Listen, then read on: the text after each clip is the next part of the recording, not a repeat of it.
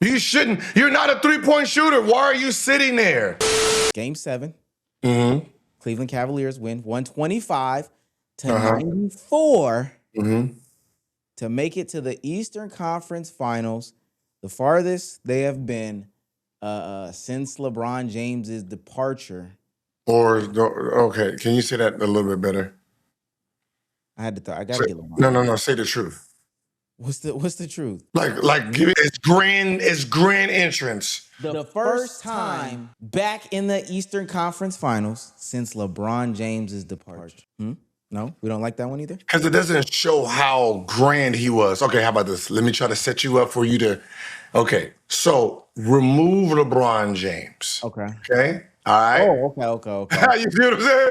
Remove LeBron James, and then whatever number that is, whatever year that was back in 90 something, then you know how to use LeBron James, okay?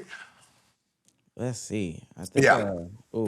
Yeah, keep scrolling down. Yeah, Okay, I got you. yeah, I see. Yeah. Fingers Minus, minus tired? minus LeBron James, this would Uh, be the third time the Cavaliers have been to the Eastern Conference Finals. in First time French. without since 92. 92 was the last time. So 92 was the last time. No LeBron. So this is the first time Cleveland has made it to the Eastern Conference Finals without LeBron James on the team. Pre-LeBron James, 92.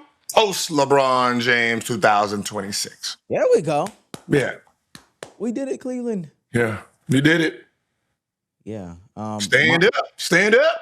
Monster showings from Evan Mobley, 21, 12, 6 assists, 2 steals, 2 blocks, shot 70% from the field, 23 from Jared Allen, 7 rebounds.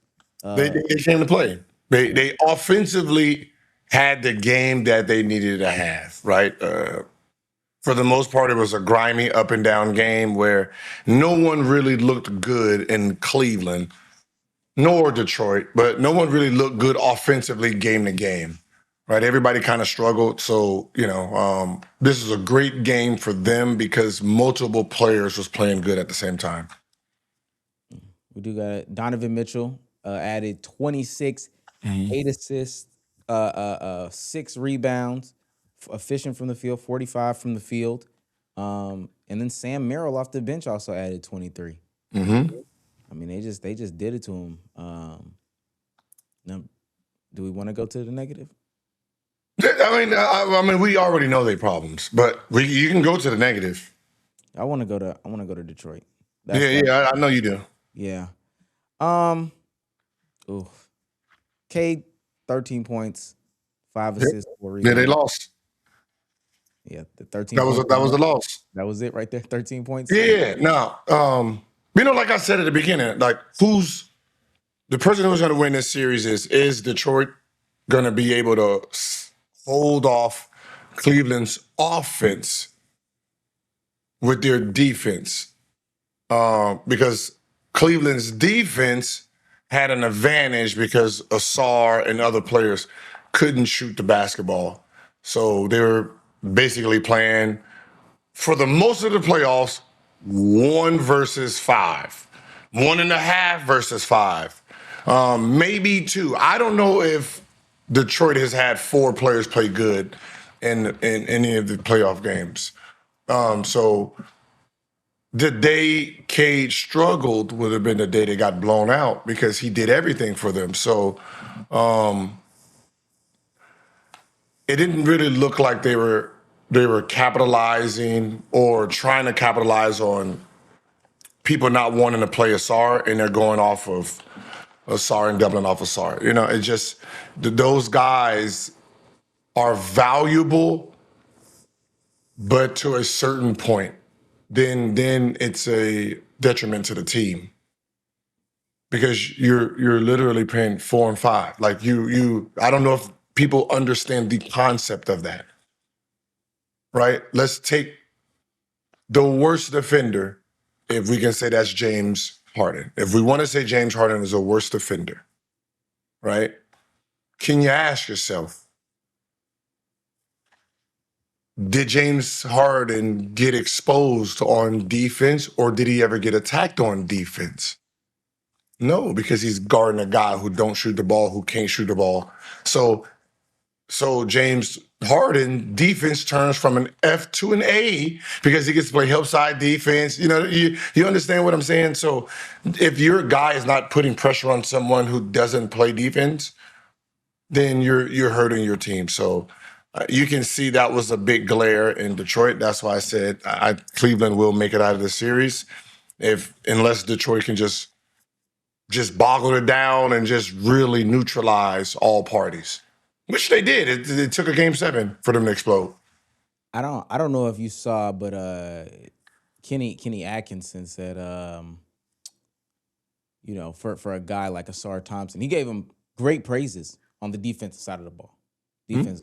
He said our game plan in that game was if Asar Thompson's on the left side of the court, get the ball to the right side. If Asar's on the right side, get it to the left side. But with that being said, if they're saying, yo, we're gonna get the ball away from you and you're not gonna have any impact here, then where is he really gonna have impact? Right? Like you can't even do what you do on defense if they've just decided, okay, we're just not gonna even play on that side of the court. We're gonna take you totally out the game on the defensive side. And on the offensive side, you're also not going to be able to contribute. 2 for 7, by the way. 2 for 7 from Asar Thompson. So the coach said if he's on Left side? the left side of the team, we're going to play offense on the other side? Yeah, we just going to take it all the way away from that. We're just going to play on the other side. Okay. Yeah. So no impact. He can't. If he can't do it on, we know his offensive struggles, but then they took away his strengths on defense. They just said, "Fuck, we're just not even gonna bother on that side." So now, usually, you run offense away from the best defender. But what was his plan on offense? No, on defense. What was Cleveland's plan on defense? Hey, listen, we're just gonna pat the lane on. The same thing they're thinking. We're gonna run away from Asar. We're gonna help off Asar. Right, so you're getting the best compliment defensively, but offensively, you're a liability to your team. So how much defense can you put on one team when it hurts the overall of the game? But, they led the Eastern Conference in wins. But just like I said, regular season doesn't matter.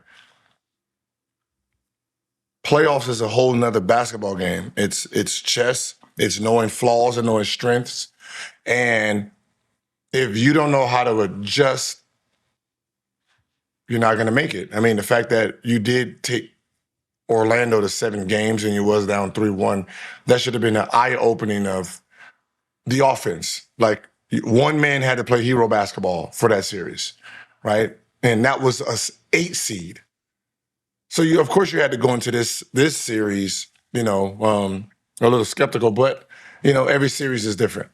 Right? Every series, oppose a different challenge, but the challenge for you was, how can you put Asar in position to be effective offensively? And I don't think they did a good job there.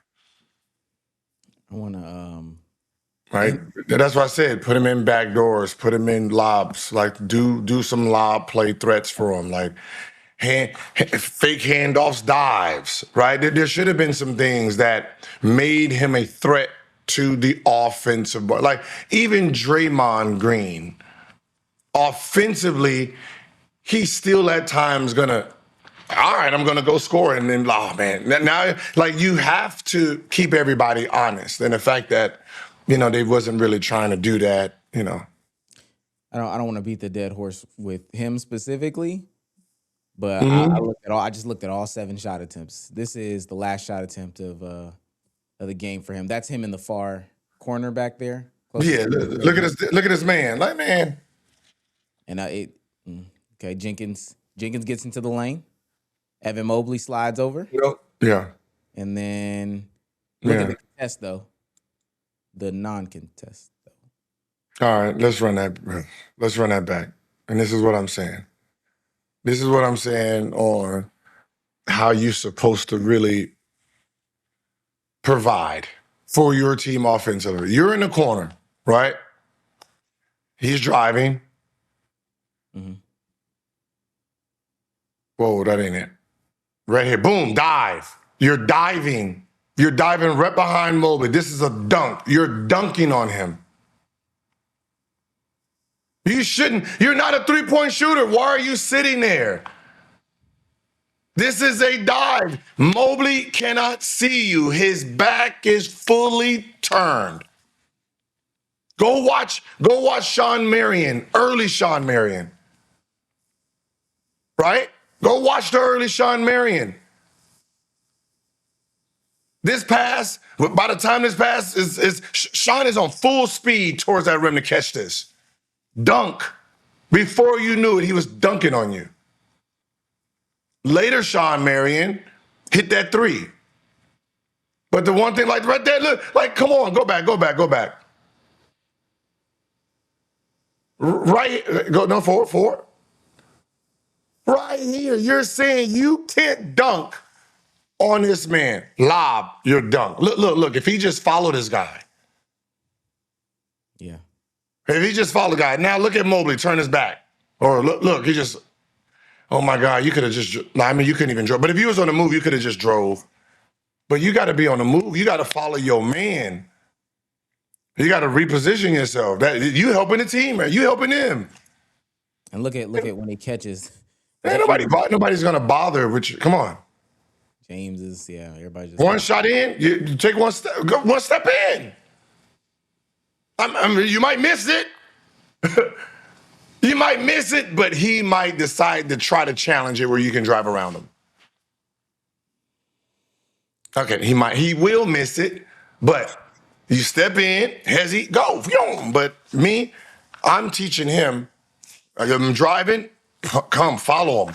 Come, boom, that's a bounce pass. Hey, every time. Come on. Yeah.